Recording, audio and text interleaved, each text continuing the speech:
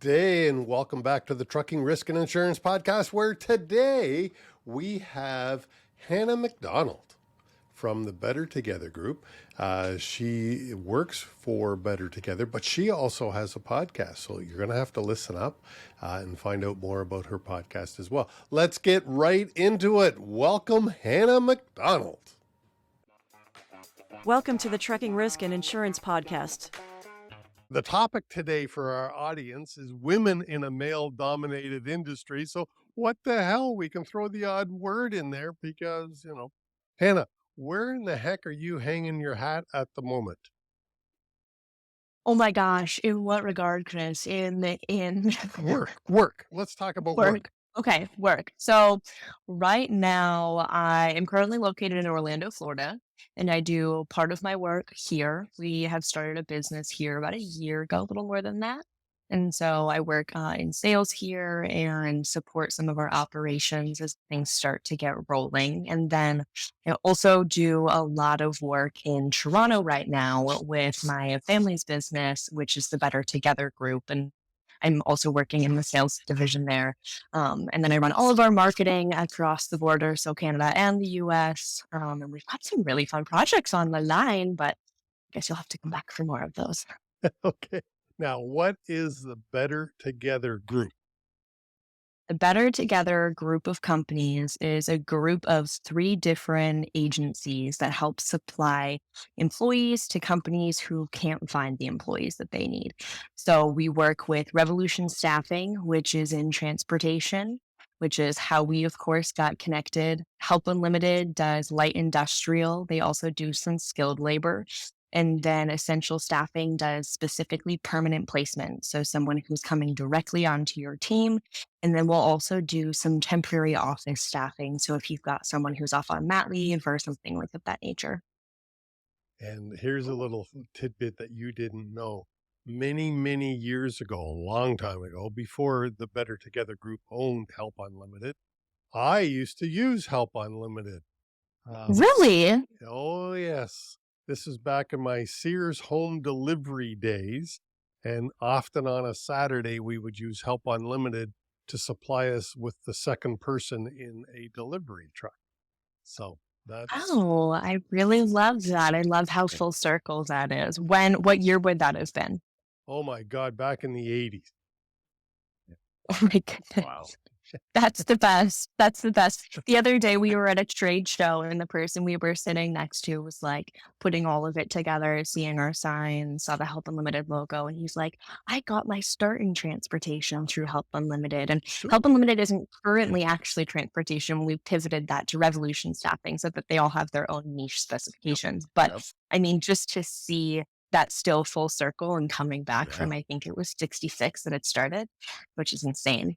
But wow, so yes, long so time, special. long time. Love to hear that. Yeah. So anyway, we are talking about women in a male-dominated industry. What industry? So Revolution Staffing, the Better Together group is not necessarily in male-dominated industries, but certainly Revolution Staffing in transportation, that would be included. What is it like being a female working with all of us wonderful men? Well, it's really interesting. So I would say that Revolution Staffing absolutely is in male-dominated industries. I would say that Help Unlimited is also absolutely in the male-dominated sphere. We do so many different things with Help Unlimited. Saying one specific industry is kind of irrelevant because we are able to touch so many different types of roles. But what we do end up with is lots of warehouses, is lots of really interesting types of careers. I like to tell people the first time that I ever went on a site tour, I got in the car. I was a co-op student, so I was doing a co-op at the company. I was still in high school at this point. Got in the car, and the sales rep that I was with was like, "What shoes are those?" I was like, "What do you mean? They're my shoes." And she was like, No, no. You don't understand. So we went to Walmart, got the steel-toed shoes, went to the site and did a site tour. And we did a site tour through a meat manufacturing facility where we walked through, it was the nastiest of things. I've never done it again, and I would absolutely refuse because every time I think about it, I nearly vomit. But like walked through this facility, stepped over like rivers of blood that were just pooling on the ground. Like it was just nasty. And so there are some moments where it is like, oh, what have I gotten myself into? But there are so many other moments where I get to look at and learn about some of the most incredible things that I never would have had the opportunity to learn about before. So, for a different example, the other day I went to a facility here in Orlando. It was a warehouse facility, manufacturing facility, downtown Orlando. Super weird. You would never expect it to be in this area. It's like just outside, but in this little sweet industrial street that has probably 5 or 6 just different facilities. And we pull in and we're talking to some of these incredible people who are making tanks that go underground to hold oil and water and all of these different things. And I just feel like I get to go on a field trip every single day. Like I'm always in school. I'm always learning. I get to go to all of these different amazing places and learn about so many really cool things that I never would even think to be interested in myself, but are so genuinely intriguing. Like I get so interested every day. Now my husband hates it because I do cold calls and I walk in the back of warehouses by myself and just knock on dock doors and I'm like, hello, is anybody here? I'd love to chat with you. And so it is an ebb and a flow and it goes both ways, but I love it so frequently and could just not recommend it more to other people. Sorry, that's such a long-winded answer, but Well, no, I'm just wondering about what are some of the challenges that you have in a male-dominated industry? And, a follow-up question would be, and don't answer this one yet, but stay on the challenges, but what are the advantages? yeah, So, I would say challenges, you're going to face challenges with being a female in a male's world anywhere. Realistically, if you're a female and you live in this world, you face struggles with the opposite gender just based on being who you are and being who they are. And so it's not fair to necessarily pin all of this against being in a male dominated industry because realistically, it's a space that is still open for more females to come into. And that is part of the pro. And I'll get there in a minute. But I mean, when I was 14 and I started working for the company, I would call with a fake name because I was a minor and I was scared of truckers knowing my name and having my phone number. And that was a reasonable fear because I had a couple people who were like, "Oh, Bella, what a wonderful name you sound." So, and I'm like, "No, no, no, no, no, no, no." And it's like, you don't even understand what is on the other side of this phone call right now. Like, I'm a minor and this is like, so many boundaries are being crossed. But in the exact same breath, it was a family business. And so I was like, yeah, do you want to come meet my dad? He owns the company. You can come see him. His name is Dave. And so there's so much protection there. And I think that it's really important for companies to understand that the females that are in their industries might be facing some of those types of struggles. And so it's important for them to protect their employees. And I think that being my father's daughter in the company has really helped him see that. And I think has really helped him take that protective role, not only over me, but over everybody in the organization. And it's really been like a bit of a shift of our culture, I think.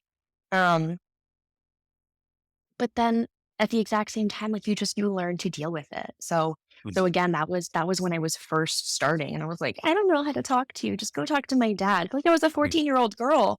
Whereas a couple weeks ago, I had someone from manufacturing plant reach out to me and they were like, no, it was so good to see you the other day. And just the way that they were communicating with me, the way that they were talking to me, I could understand it was coming from a really bad place.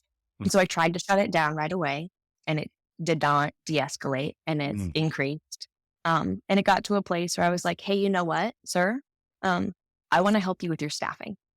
I'm happy to talk to you about your staffing. If you're not interested in talking about your staff, I'm going to walk out that door right now. And you can call me when you do, because that's the reason that I come to work every day. but having a conversation that's going to entertain you and any dream that you're trying to have is irrelevant to something that I'm trying to pursue. So it's a matter of understanding where people are coming from and then just setting your boundaries up front and being like, no, let me stop you right there. Like, this is not going to work for me. And you know what? We ended up working with that company and it was perfectly fine. They absolutely apologized. They were like, that I was in the wrong. That was a bad moment. I don't even know. We move on from it. People are people. People make mistakes, and you don't want that to get in the way. But it can be challenging to learn how to set those boundaries. But it's possible. And so there are some of those things where it's like, oh my gosh, it's such a struggle. But again, you deal with that anywhere you go in any way, because people are people, and life is life, and that's just going to be the way that the world works, unfortunately, because sometimes people suck. But in the exact same breath, being a woman in a male-dominated industry has so many opportunities. I mean, especially I had the pleasure of coming into it at a really young age, and I have a lot of aspirations for a young person. And so I'm pushing really hard at it. And so I've got both, like, I am young and I am a female. And I think that a lot of people are really curious about that in its own. They're like, what is this girl even doing? Like, I don't understand what is going on. This girl in a tiny thing in a little, like, massive truck. I don't, like, what is the contradiction here? It's so questionable. And I think that adds so much value to me in the way that my career has been able to escalate forward. And so there's something annoying about sticking out like a sore thumb. There's also something absolutely incredible about sticking out like a sore thumb. And so it's just about really how you use that, I think. Well, you've got, I think, different challenge than some other people.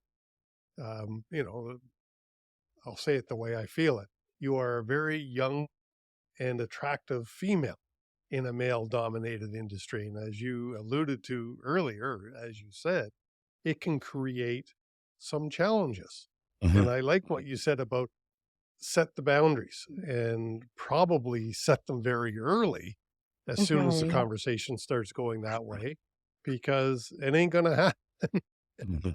Yeah. Well, I was going to say, one of the interesting things that I'm hearing from your conversation, Hannah, is support is huge. Whether it be a family business with family support or an employer that supports you, is huge. When you're doing customer facing or into situations where it is more predominantly male dominated and whatnot, but having that support behind you is huge to help you give the confidence to make those steps forward.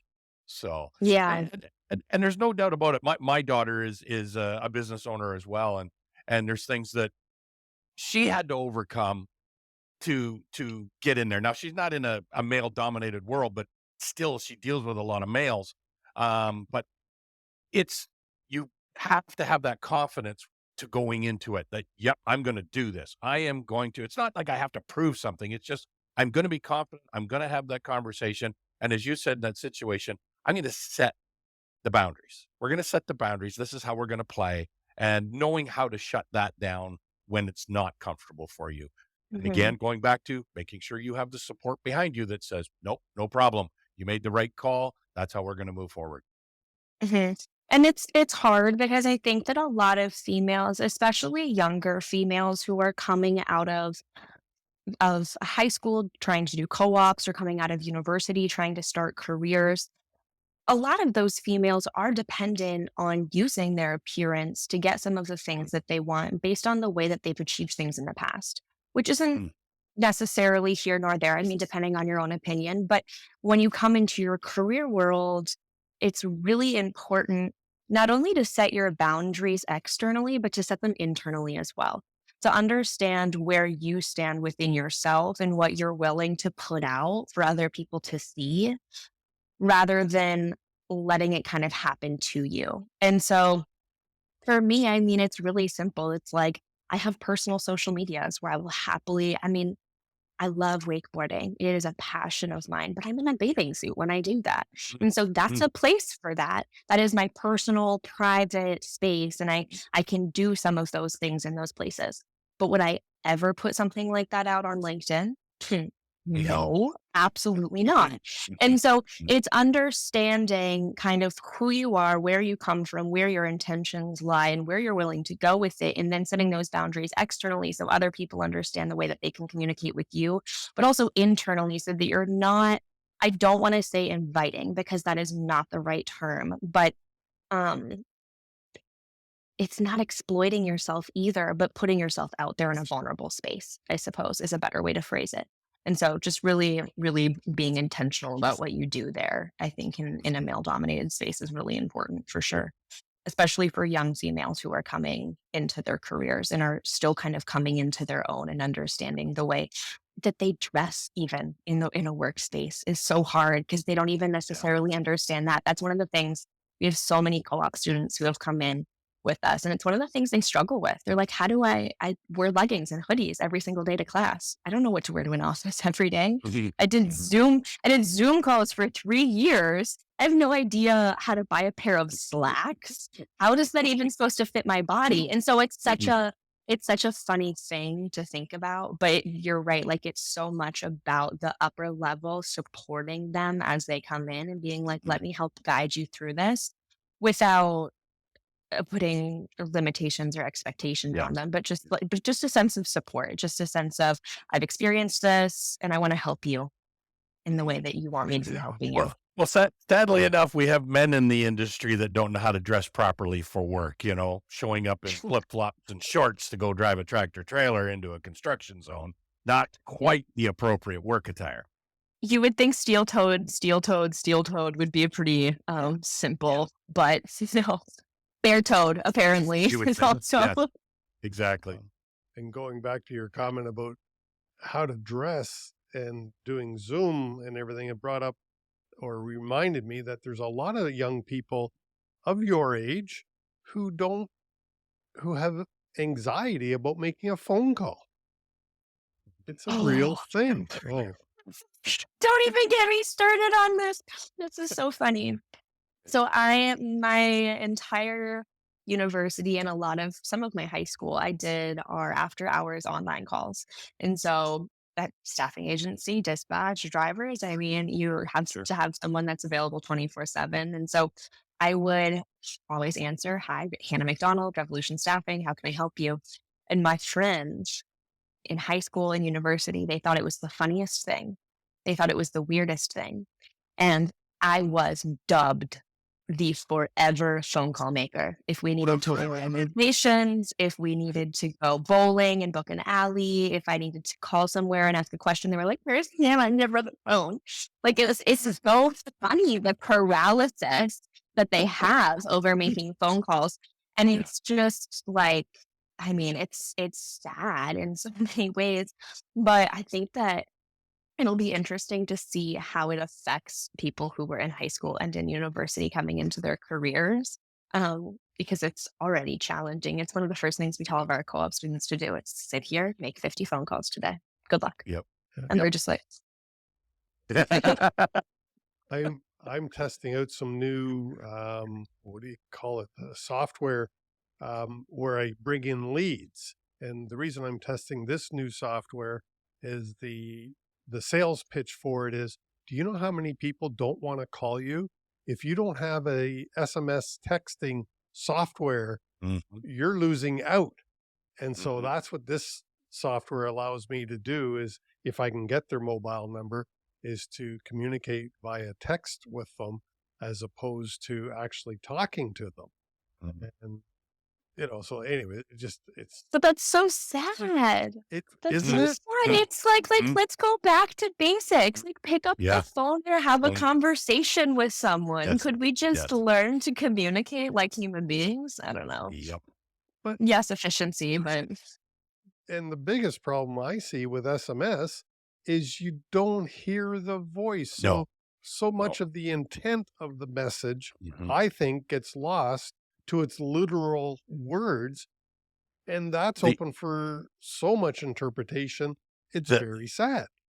The lack of emotion can change what you read in that text message. Because you may go, I think it might be this way, and then go, oh, but if he's using this kind of tone or this emotion, oh my God, now it's really bad. Oh, You it's know? okay, Johnny. I put emojis in my text. Yeah, exactly. Yeah. Good for you. Yeah. You're on Apparently the the rise. thumbs up is frowned upon nowadays, which I really thought was a cool thing back in my day. Yeah. So yeah. So, Well, I mean, Every my- time I read has emojis that they'll like and yes, it's exactly. hard to keep up. It's impossible. no, I mean, I bring this up just because my stepdaughter, she's gotten so much better recently. She can actually make a phone call and order pizza, but 2 or 3 years ago, that wasn't possible. Wow. And we're talking 2 or about 3 years ago, she was locked in a pandemic, shut in the house and cut off from all of society. Of course she was stunted. She was like, I literally don't even know how to function as a typical average person does, just like leaving in the house. It's yeah, That's sad. interesting. Anyways, Workish. Let's talk about a podcast that Hannah has called Workish. And Workish is about what? Workish is about work-ish. Mm. It's it's Something like it's that. really meant to be a little bit redundant, but basically I was a high school teacher at some point, and had a lot of students that I knew and cared about, and understood the education system, and was very alarmed with their lack of understanding of career opportunities that were ahead of them.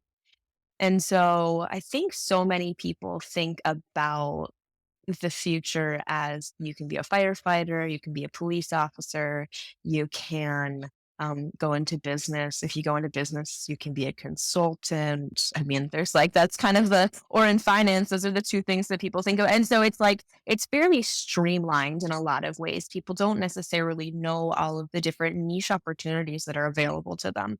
And this devastates me as a staffing person. I think that if people knew about how many different career opportunities were out there, they would be so much more excited to go to work every day. They would be so much more excited because they would be in something that they cared about more.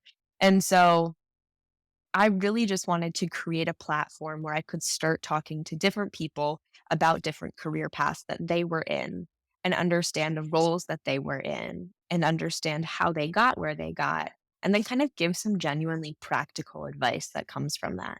And so that's typically what each episode looks like. It goes, okay, like who are you? Let's meet you. What's your name? Where do you come from? What's your story? And then we go back to the beginning. Tell me where were you? Where were you? Pardon me. Tell me when you graduated. And then we go through their journey kind of from there, the career pivots that they had made, why they made them, whether they were intentional, whether they fell into their laps. And it's really interesting to kind of I've now done, I believe, 13 episodes and dropped about 8 or 9 of them. And it's really interesting to look at the different patterns between the different women and see some of the things that they chose to do and some of the things that happened to them in consistency with the other women, even though they're in different jobs or in different career paths. And so it's interesting. I never even thought about it from that perspective when I was originally starting it, because I was originally starting it and I had connected with this guy named Bruce who has a podcast as well. And he was like, I do You can series. say his last name.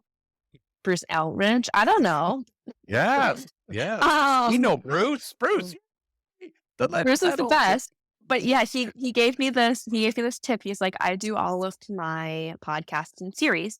So I go through them and I finish a series out. And I was like, oh, this is actually the best way to possibly do a podcast, because the concept of adopting an entire podcast and consistently, there we go. I love to see it. That's the best. It's a great hat. The concept of adopting the entire podcast seemed so overwhelming. So I just stuck to little series. And so this is the Women in Male-Dominated series. The next one, oh my gosh, I have like 10 different ones I want to do. I'm so excited. Like, I want to do a family business one. I want to do a Gen Z entrepreneur one. I want to do, there's so many different things down the line I'm so excited about. but it's escalated into something that I thought I might like from something just that I'm incredibly passionate about. And I'm like, oh, I just want to run 100 different directions with it and really need to rein it in. But it's been so much fun. It's been so much fun to do this year. What I heard you say, just to kind of not recap, but Workish, at least the first several episodes, are women. Your guests are women, and they're predominantly in a male-dominated industry. Correct. Yes. So which is bringing it back to our topic today. Mm-hmm. Yeah, absolutely. Absolutely. Yeah. So the first one I did was with Sarah Mackey, and it was all about transportation. And then I've done a lot since then. I've done one from a girl who's in a tech industry. I've done one who's a public speaker. I've done one with a pilot. I've done one with a personal trainer, one with a professional athlete, one with like a really wide variety of different women. And it's been really, really great because there's so many of them I've just been able to pull in from my personal network. Just like, hey, come on, let's do this thing together. Let's go. Why not? Why not? Yeah. Great idea. Yeah. Really fun. Yeah. So, and we will have links to the podcast Workish in the show notes down below. If you want to check Hannah out. Perfect. To wrap up, tell us again about the Better Together group and your contact info. Obviously, perhaps not obviously, it will be in the contact or in the show notes down below. Yep. The joys of living in an apartment. Sorry, my dog was just going off for a moment there.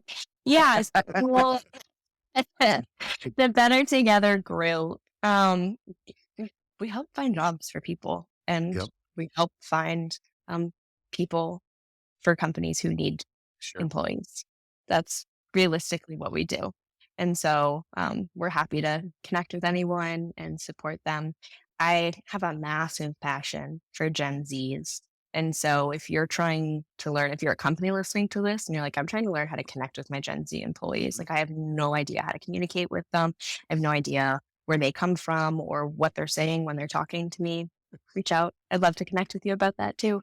But yeah, you can just honestly find me on LinkedIn, Hannah MacDonald, MacDonald, Dannacker, which is my new last name. Or you can send me an email, which is just hannah@bettertogethergroup.com. And yes, Hannah recently put a ring on her finger. I did. Well, I didn't. I put a ring on someone else's finger and someone else put a ring on mine, but there you go. Yes, correct. And by the way, because I've known your dad for a big number of years, I'll bet you 20. I remember being at a trade show. I don't know if he would remember this. I believe it was in Kitchener. The Kitchener truck show was really small, and he was just starting out in those days, and it was called Revolution Staffing. But the thing I wanted to add that perhaps you couldn't is I know your dad, and I know he's ethical. So not all staffing agencies, at least in the old days when I used to hire from staffing agencies, could I have said that about the owners, that they were also ethical. So I will throw that out for the Better Together group.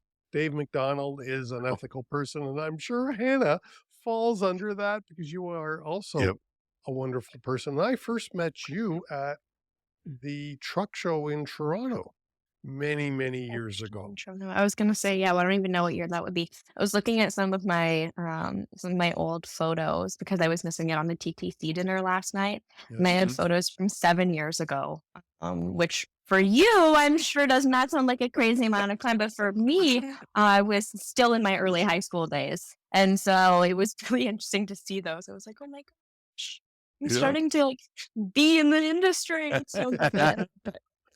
Love it. But yeah, that would have probably been a couple of years ago, I think, coming to, you said Truck World? Yeah, I think it was, I'm sure it was Truck World. Yeah. I've been coming to Truck World for, I think, a decade now, which as a 24-year-old is a really long time. So, Yep, big time. I remember the day that I met you, you were alone in the Revolution Staffing booth. And I couldn't believe you were. It checks out. Dave abandons me all the time. He runs off, goes to the bathroom, goes to meet people. He's like, I'll be 2 minutes. Comes back 4 hours later. He's like, I'm sorry. Exactly. I saw so many people. Yeah, the man thing. It I get used to that. It's an old man thing. It's an old man thing. happens when you're loved. Hey, we'll say that. When you walk through a room and people just are like, oh, John, I've been looking to talk to you. Yeah, so long." exactly. Yeah, it does. And I think that is a great spot to wrap this one up. What an awesome interview with Hannah McDonald-Dannacker, talking about how this very special challenges that women face in a male-dominated industry. And I think what it is that we can do, us men can do about it. Join us again next week on the Trucking Risk and Insurance Podcast. Till then, have a great week.